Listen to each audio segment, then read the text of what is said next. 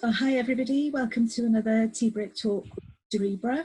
I'm Elaine from the Charities Communications team, and today I'm really pleased to meet and to introduce you to Dr. Sam Chawner, who's a research fellow at Cardiff University. So hi Sam, and thanks for taking some time to talk to me today. Thanks, Elaine. Great. So just to start off with, Sam, can you just sort of introduce yourself? Tell us a bit about you and your role at Cardiff.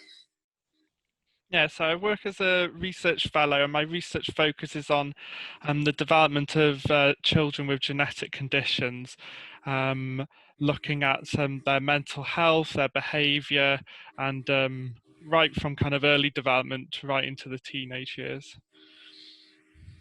So what got you interested in that sort of research? So it's quite interesting. So the first year of my PhD, you had an option to spend time with lots of different researchers looking at sort of mental health and neurological issues across the lifespan. And I'd never I'd never kind of really worked or heard much about rare genetic conditions before. And when I started reading the research and then meeting families, it just struck me that it was really an area where there hadn't been much research and there needed to be a sort of build in the knowledge base.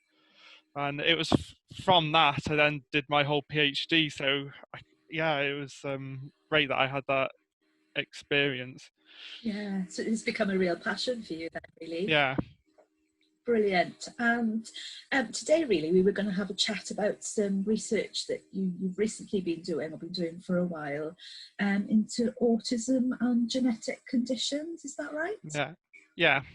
Can you tell us a little bit about, why that research and what it involves?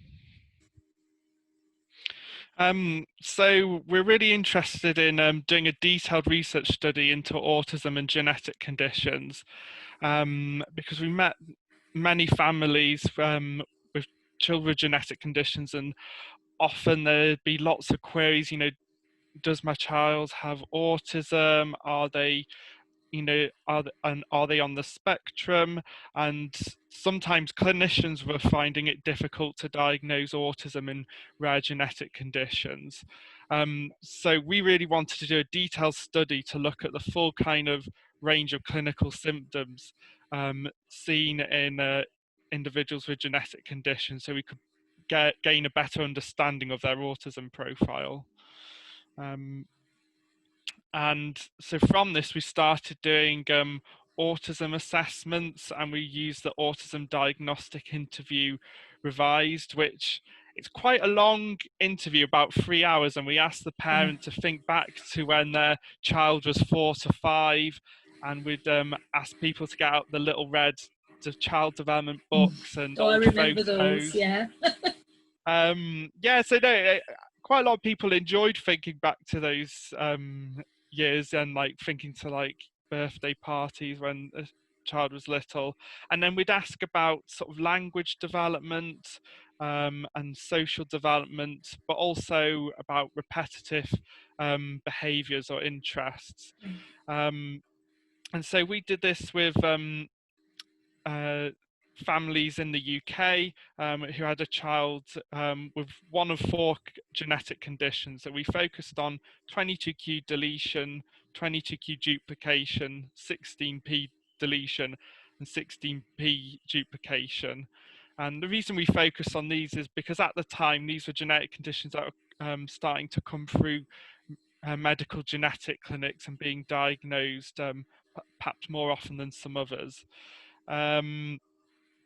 And so we started doing this research, and then at conferences and events, we realized that researchers in other countries were also doing the same autism assessments, and we realized there's a potential to combine this data. So in total, we managed to access data on 547 individuals with a genetic condition, and they were assessed across the US and across Europe. So it was really great to combine this international data, because within the UK there's only so much data we could collect.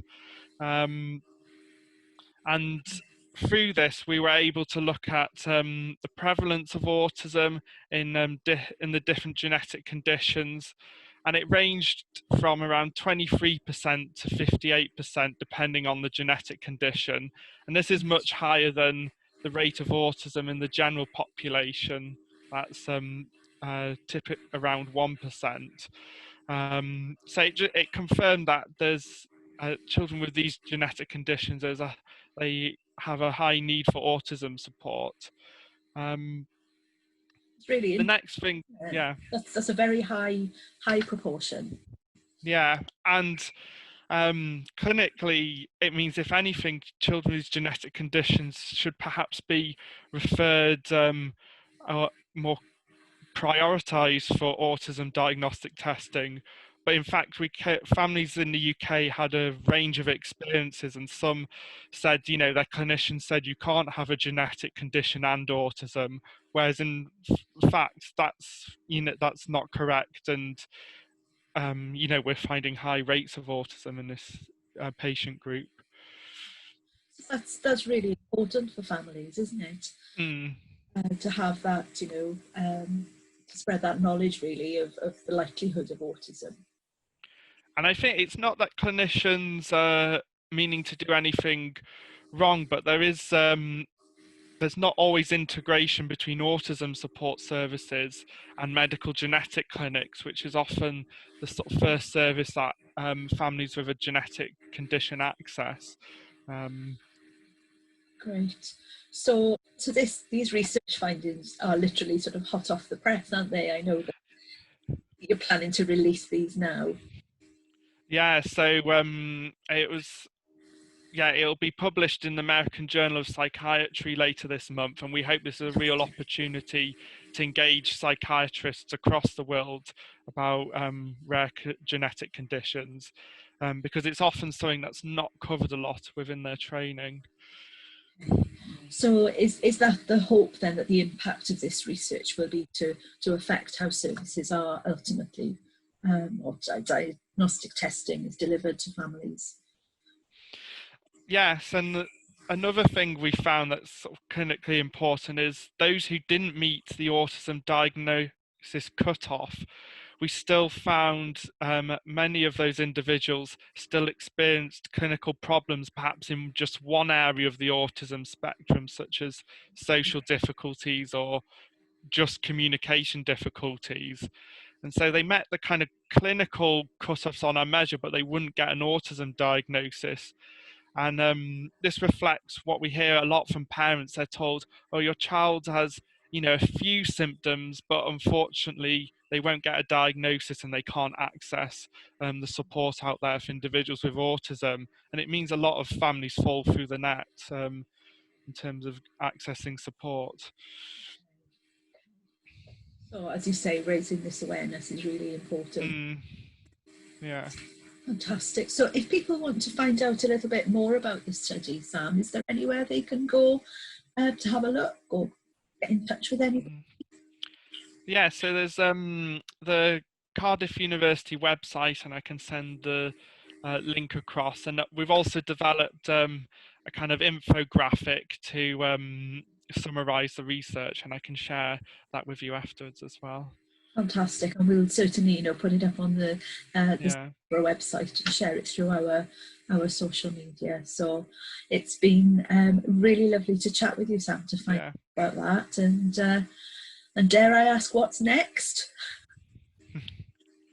Well, I guess we looked at 4 genetic conditions, but there might be there's other data sets where we could perhaps look at a wider range of genetic conditions to see if we find similar results. And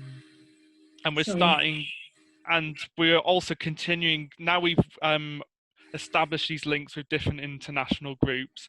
We're planning kind of more studies to kind of combine forces and numbers to understand the effects of genetic conditions better. Yeah, it's really exciting, isn't it, to be combining with these other countries. Yeah. Great. Well, I look forward to hearing more as things progress. and perhaps we can have another chat in a few months' time and see what's going on. But yes, hopefully there'll be some new results to share. Yeah, it'd be great. But thank you, Sam. And as I say, we'll share everything on the Cerebra website. But well done, and I look forward to reading the final report. So thank you, Sam. Nice Thanks. to meet you today. Thanks. You take care. Bye. Bye.